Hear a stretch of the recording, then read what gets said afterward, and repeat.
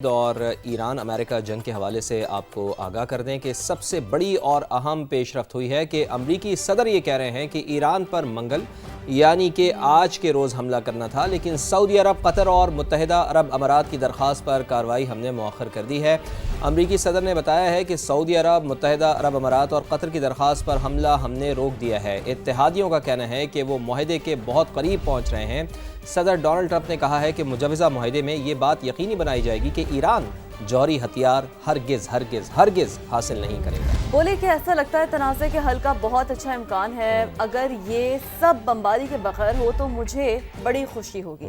صدر ٹرمپ نے کہا تھا کہ پہلے بھی کئی بار لگا کہ معاہدے کے بہت قریب ہیں، لیکن ایسا نہیں ہوا۔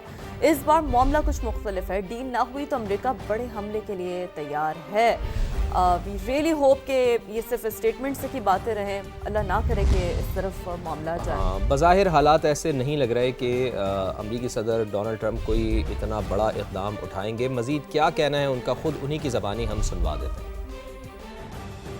We were getting ready to do a very major attack tomorrow. I've put it off for a little while, hopefully maybe forever, but possibly for a little while, because we've had very big discussions with Iran, and we'll see what they amount to. I was asked by Saudi Arabia, Qatar, UAE, and some others if we could put it off for 2 or 3 days, a short period of time, because they think that they are getting very close to making a deal, and if we can do that where there's no nuclear weapon going into the hands of Iran, I think, and if they're satisfied, we will be probably satisfied also. تو جناب ایک اور اہم issue میں کہتی ہوں سب سے زیادہ کنسرننگ ایشو یہ ہے تعلیم کا۔ 8 دہائیاں گزرنے کے باوجود بھی ہم اپنا جو تعلیمی نظام ہے نا، انفارچونیٹلی وہ بہتر نہیں بنا سکے۔ اس مرتبہ تو ہم سمجھے کہ حد ہو گئی ہے، کیونکہ سال کے 365 دنوں میں بمشکل 100 دن ہی اسکولوں میں حاضری ہو سکی۔ بالکل، یہ بہت ہی خطرناک بات ہے۔ اور دوسری اہم بات یہ ہے کہ تعلیم کے لیے بجٹ، جناب پاکستان میں مطلوبہ عالمی معیار کے مقابلے میں تعلیم کے لیے انتہائی کم بجٹ مختص کیا جاتا ہے۔ رواں مالی سال کے ابتدائی 9 ماہ میں تعلیمی اخراجات 29% کمی کے ساتھ سکڑ کر 899 ارب روپے تک محدود ہو گئے ہیں۔ پاکستان شرح خواندگی میں بھی جنوبی ایشیا میں سب سے پیچھے رہ گیا ہے۔ اسلام آباد چلتے ہیں، جہاں ہماری نمائندہ علینا شاہد اب موجود ہیں، اور انہوں نے اس کے اوپر ایک بڑی خصوصی رپورٹ تیار کی ہے آپ کے لیے، وہ آپ کو رپورٹ دکھا دیتے ہیں۔ دنیا بھر میں تعلیم پر جی ڈی پی کا مطلوبہ معیار 4 سے 6% تک سمجھا جاتا ہے، مگر پاکستان میں اس کی شرح 0.8 سے 1.9 کے درمیان ہے۔ حکومتی اعداد و شمار کے مطابق رواں مالی سال کے پہلے 9 ماہ میں تعلیمی اخراجات کم ہو کر 899 ارب روپے تک رہ گئے، جو گزشتہ سال کے مقابلے میں 29% کمی کو ظاہر کرتے ہیں۔ اگر خطے میں دیگر ممالک سے موازنہ کیا جائے تو بنگلہ دیش اپنی جی ڈی پی کا تقریباً 2%، سری لنکا 3% اور بھارت 4.1% تعلیم پر خرچ کرتا ہے۔ یہی وجہ ہے کہ پاکستان تعلیم کے میدان میں جنوبی ایشیا میں سب سے پیچھے ہے۔ وفاق اور صوبوں کو ملا کر پاکستان میں تعلیم کا مجموعی بجٹ 1600 سے 1700 ارب روپے کے قریب ہے۔ وفاقی سطح پر بات کی جائے تو 103.8 ارب روپے مختص کیے گئے ہیں، جس میں ایچ ای سی کا بجٹ بھی شامل ہے۔ پنجاب میں 670، سندھ میں 454، خیبر پختونخوا میں 362، جبکہ بلوچستان میں 147 ارب روپے رکھے گئے ہیں۔ اس کے باوجود بجٹ کا بڑا حصہ تنخواہوں اور جاری اخراجات میں چلا جاتا ہے، اور یہی وجہ ہے کہ پاکستان میں 2.5 کروڑ بچے اسکولوں سے باہر ہیں۔ تو علینا شاہد ہمیں تعلیمی نظام کے حوالے سے آگاہ کر رہی تھی، کتنا بجٹ مختص کیا جاتا ہے۔ بجٹ تو مختص کر دیا جاتا ہے، لیکن انفارچونیٹلی وہ یوز نہیں ہوتا، یہ بھی ایک بڑا اہم مسئلہ ہے۔ تو کراچی کی بات کرتے ہیں، جہاں ترقی کے لیے بنائے گئے ماسٹر پلانز کیوں کامیاب نہیں ہو سکے ہیں۔ یہ ایک بڑی اہم وجہ اس کی سامنے آئی ہے کہ گریٹر کراچی ریجن پلان 2047 پر کام کرنے والے غیر ملکی کنسلٹنٹ کہتے ہیں کہ اختیارات کا بکھرا ہوا نظام اور کمزور گورننس ترقی کی راہ میں سب سے بڑی رکاوٹ ہے۔ ایکچولی جی، اب آپ نے بات کی ہے نا، پورے سال جو ہم بات کرتے ہیں نا کہ کیوں نہیں بجٹ امپلیمنٹ ہوتے، کیوں نہیں پالیسی وہاں پہ امپلیمنٹ ہوتی، کام کیوں نہیں ہوتے، بہت گہری بات کی آپ نے۔ ٹیکنیکلی یہی ریزن ہے۔ اب انہوں نے نا خدشہ بھی ظاہر کیا نا کہ اگر گورننس بہتر نہیں ہوئی تو نئے پلان پر بھی عمل درآمد مشکل ہو سکتا ہے۔ ظاہر ہے گورننس ہوگی تو چیزیں ہوں گی نا، ایڈمنسٹریشن تبھی کام کرے گی۔ لیکن ایک چیز اچھی ہے شیرین کہ اب کم از کم ہمیں سندھ حکومت جاگتی ہوئی دکھائی دے رہی ہے، کہیں نہ کہیں ہمیں کام ہوتے ہوئے نظر آ رہے ہیں، چونکہ اچھی چیز کو اپریشیٹ کرنا بالکل کرنا چاہیے اور اچھے ہوپ فل بھی رہنا چاہیے۔ مونس احمد نے ایک رپورٹ تیار کی ہے، آئیے دیکھتے ہیں۔ کراچی پاکستان کا سب سے بڑا شہر، لیکن مسائل بھی اتنے ہی بڑے۔ ٹریفک، پانی، سیوریج، تجاوزات اور بے ہنگم تعمیرات کے باعث ماضی کے کئی ماسٹر پلانز کامیاب نہ ہو سکے۔ حکومت سندھ اگلے 20 سال کے لیے گریٹر کراچی ریجنل پلان 2047 تیار کر رہی ہے۔ پلان پر کام کرنے والے غیر ملکی کنسلٹنٹ کہتے ہیں ماضی کے منصوبے بیڈ گورننس اور کمزور عمل درآمد کے باعث ناکام ہوئے۔ خدشہ ہے کہ اگر گورننس بہتر نہ ہوئی تو یہی مسئلہ دوبارہ سامنے آ سکتا ہے۔ Fragmented governance is one of the key issues that, of course, has been identified, and I think it's well known about by members of different parts of the government. Governance was also one of the key issues that has hindered the implementation of previous master plans. Without that governance framework, it will be more challenging to see the successful implementation of this plan.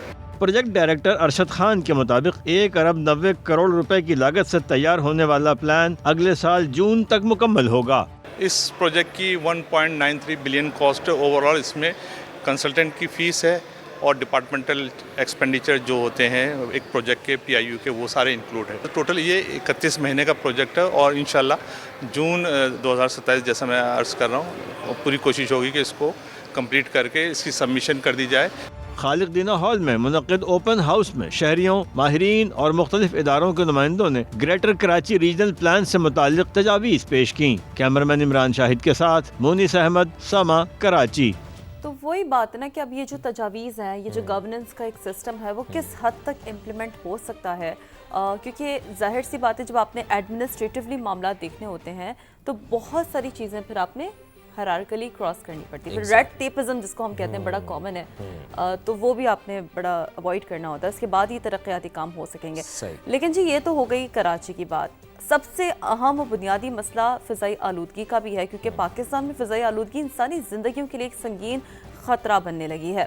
زہریلی ہوا کے باعث ہر سال تقریباً 1,35,000 افراد قبل از وقت موت کا شکار ہو رہے ہیں۔ ہمیں پتہ بھی نہیں چلتا، لیکن بہت بڑا نمبر ہے، لیکن اصل وجہ آپ دیکھیں اس میں زہریلی ہوا شامل ہے۔ بالکل۔ وفاقی وزیر برائے موسمیاتی تبدیلی ڈاکٹر مصدق ملک نے قومی اسمبلی کو تحریری طور پر باقاعدہ آگاہ کر دیا ہے اور انکشاف بھی کیا گیا ہے کہ فضائی آلودگی پاکستانیوں کی اوسط عمر میں بھی 2 سال 7 ماہ تک کمی کا باعث بن رہی ہے۔ بڑے چیلنج پر قابو پانے کے لیے سخت اقدامات کیے جا رہے ہیں، یہ ایک اچھی بات ہے۔ اسی کے اوپر اسلام آباد سے ہمارے نمائندے ہیں عثمان خان، انہوں نے رپورٹ تیار کی ہے، ان کی طرف چلتے ہیں۔ پاکستان میں فضائی آلودگی جو ہے وہ خطرناک حد تک اس میں اضافہ ہو چکا ہے۔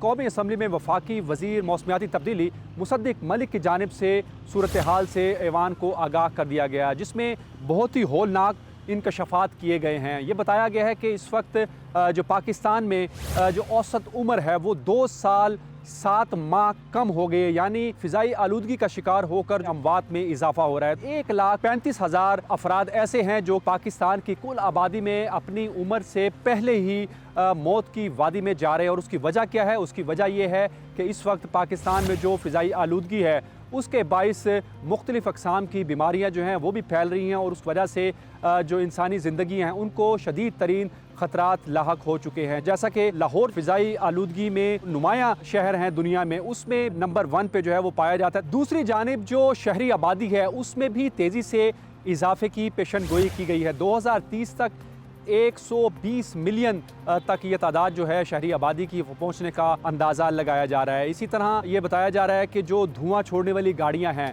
جو فضائی آلودگی کا باعث بن رہی ہیں، اس میں جو فصلوں کی باقیات نظر آتش کی جاتی ہے وہ بھی ایک بہت بڑی وجہ ہے جو کہ سموگ پیدا کرتی ہے۔ تو اسی طرح صنعتوں کی چمنیوں سے نکلنے والا جو دھواں ہے وہ بھی انسانی زندگیوں کے لیے انتہائی خطرناک ہو چکا ہے۔ 2023 کی جو پالیسی بنائی گئی تھی، اسی حوالے سے اب مزید اقدامات بھی کرنے کی صوبائی حکومتوں اور وفاقی حکومت کو کرنے کی ضرورت ہے، کیونکہ یہ ایسا معاملہ ہے جو کہ انسانی زندگیوں سے جڑا ہوا ہے، اور یقینی طور پر وفاقی اور صوبائی حکومت جو ہے وہ مل کر بھی اقدامات کر رہی ہے، اور جو عالمی سطح پر اس حوالے سے جو اقدامات اٹھائے جاتے ہیں اس کو بھی کہیں نہ کہیں امپلیمنٹ کرنے کی ضرورت ہے۔ تو یہ بہت ہی ایک خطرناک صورتحال بنتی جا رہی ہے پاکستان میں۔ جو فضائی آلودگی کا معاملہ ہے اس سے نمٹنے کے لیے جو اقدامات ہیں اس کو مزید تیز کرنے کی بھی ضرورت ہے۔